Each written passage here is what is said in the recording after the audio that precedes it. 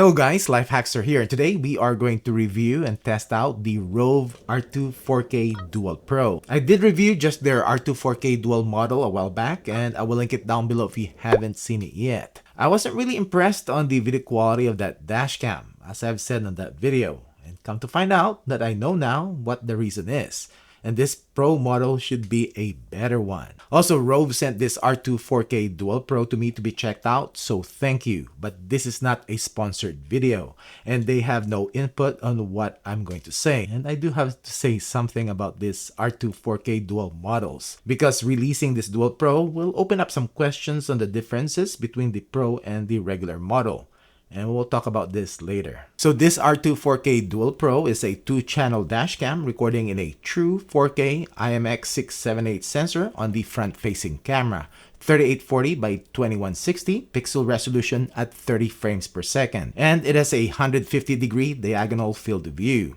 It has a Starvis 2 sensor to minimize the light glare at night. Take note of that true 4K advertising for this model, because the regular R2 4K is also advertised as a 4K dashcam. The rear-facing camera is recording in 2K 2560 by 1440 pixel resolution at 30 FPS and has a 140-degree diagonal field of view. And this also has the Starvis 2 sensor. This dashcam uses supercapacitor, so it can withstand higher temperatures, and uses Wi-Fi 6 dual band when your phone connects to it for faster downloading of the footage. It has a parking mode when hardwired to your car, and the hardware kit is a separate purchase. Inside the box, it actually comes with a 128GB microSD card, which is good. It comes with transparent films for mounting and a sticker. And we have the user manual, and we have the main dashcam itself. Same design as the dual model. We have a 3-inch IPS screen. We have the menu, mute, emergency lock or Wi-Fi button, switch camera view, and confirm buttons. On the side, we have a power button and a microSD card slot, and compatible to up to a 1TB card. On the other side is the USB-C port for power. And on top is another USB-C port, but this is to connect the rear-facing camera, and GPS module is on top. We have the true 4K lens, and also it includes the CPL filter, which is also pretty good that they included it on this package. To install this, make sure you take off the protective films, which are on both sides, and you just screw this into the lens like so. It doesn't have markings, so we need to calibrate this later on when we are installing it. What else you will get? You will get the stick-on mount, which I will not use. We have the plug-in charger, has USB-C and USB-A ports. And we have the suction mount. And Rove suction mount, I can tell you, is pretty good. I have one installed in my wife's car, going on for more than 6 months now, and it hasn't failed yet.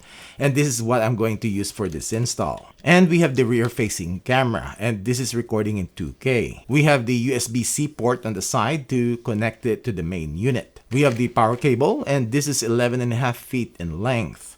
And we have the rear camera cable, and both have angled USB-Cs, and this is 22 feet in length, which is longer than most other brands of dashcams. And this will only be used to connect the rear camera. We have some cable clips and extra mounting tape, lens cloth, and we have cleaning wipes and a trim push tool. To install, make sure your windshield is clean, and you can use this stick-on mount, but I'll be using their suction mount. I'll just peel off the liner, and I'll just stick it on like so, and turn this lever to lock it in place. And just slide in the dashcam like so, and tighten the knob to secure it. Plug in the power cable and route it to your headliner and down to the front of your A-pillar. Same thing with the rear camera cable. Plug it in and route it to your headliner. Stick the rear camera to your back window and plug in the cable. Plug in the charger and plug in the dashcam. And when your car is on, it will automatically turn on. Format the card and just follow the prompts to set it up. I'll just show you the settings on the dashcam itself.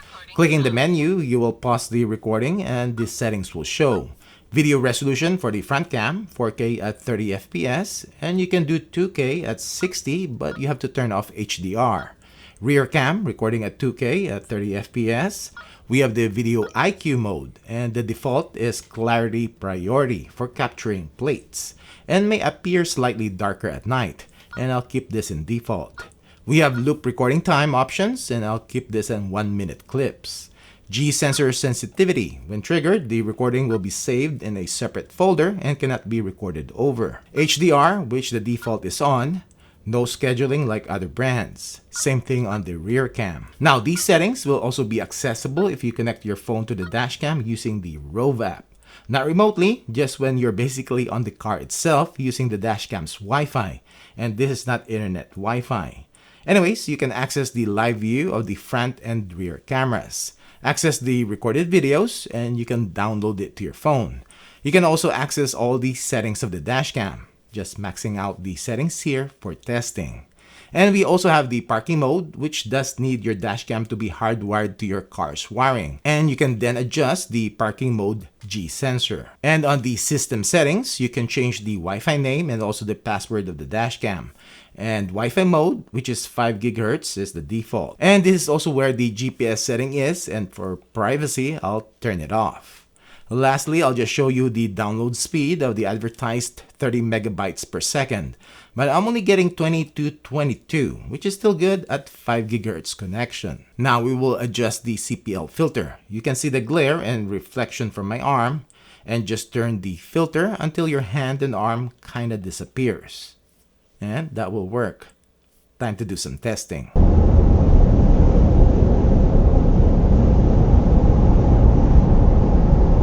So this is the video and audio quality of the Rove R2 4K Dual Pro.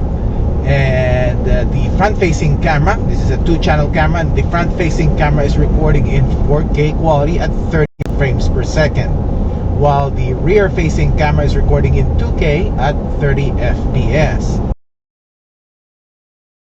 And we will see this is what the video quality looks like with the HDR high dynamic range on. And we will see if it can read license plates.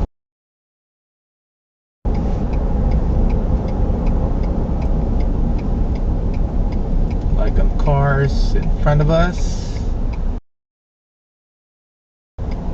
It should be.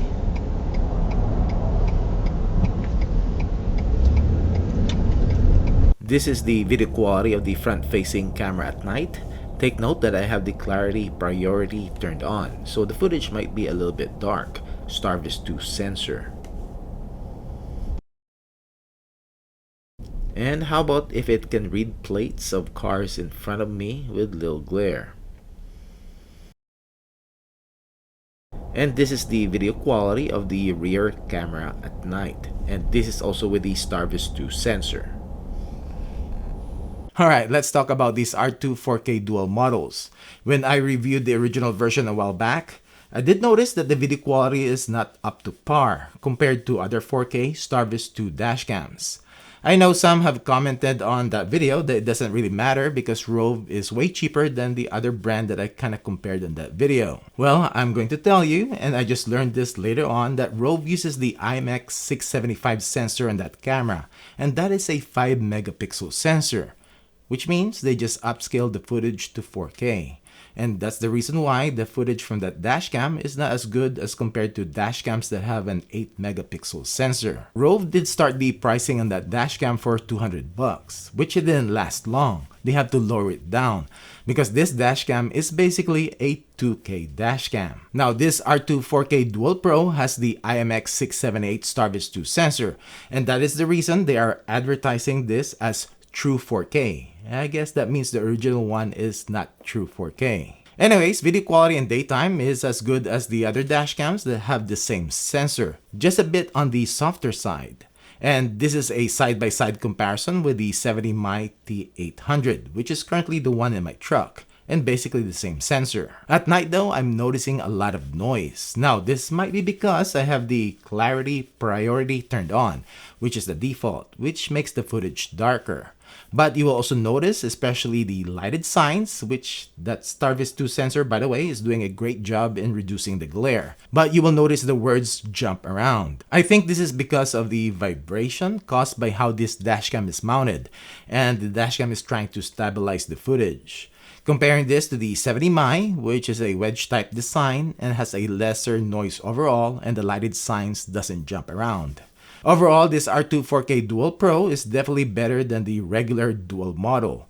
And for this to be competitive though with other brands, their current pricing might need to be adjusted. And also a lot of other brands now offering 4K recording in both the front and rear cameras. So Rove is now trying to play catch up. Also, they do need a Starvis 2 IMX678 sensor on their one-channel R2 4K dashcam, because this is one category that they can excel at, especially that they have the suction cup mounting option, which not a lot of other brands are doing.